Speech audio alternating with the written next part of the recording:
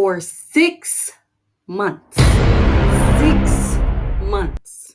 I was jobless, freeloading, living off the most meager of savings just to afford to eat and smoke pot. Plug. It was a mess. It didn't start that way though. Long ago, I was forced to go to university. Not going was never an option for me as the firstborn in an immigrant family. If you get it, you get it.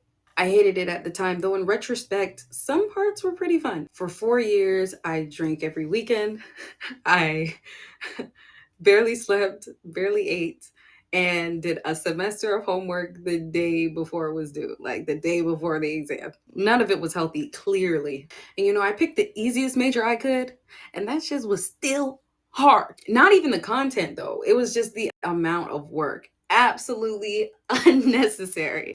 But I did it, y'all. Got a job halfway through my senior year and moved in with someone I'd known for like 2 months. Girl, what the fuck? I know. But I had to move out. Like, that was the whole point, right? That's what you're supposed to do after you graduate college. Plus, my job needed me.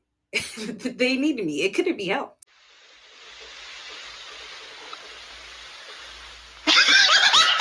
Yeah, that turned out to be a disaster. A total disaster. No cap.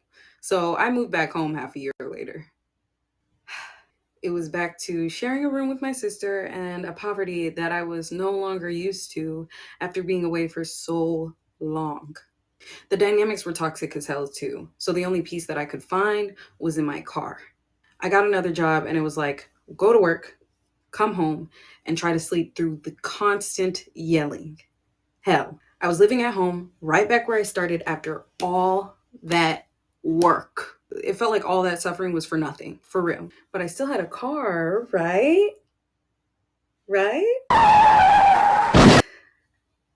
No, I freaking totaled my brand spanking new car, T-boned and all.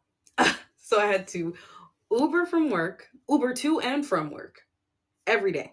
No more peace.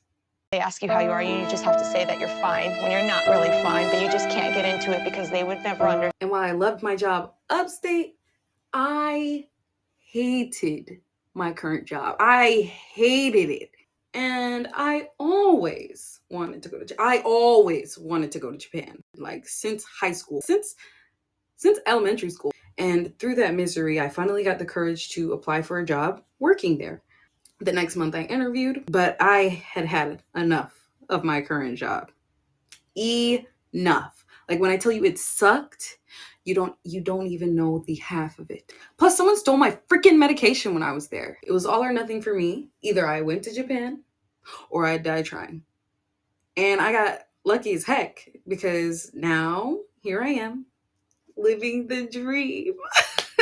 You made it to the end of the video now. Thank you so much for watching it all the way through. I plan to share more about living here in the future, and I plan on uploading weekly. So check it out if you want to hear about it. See ya.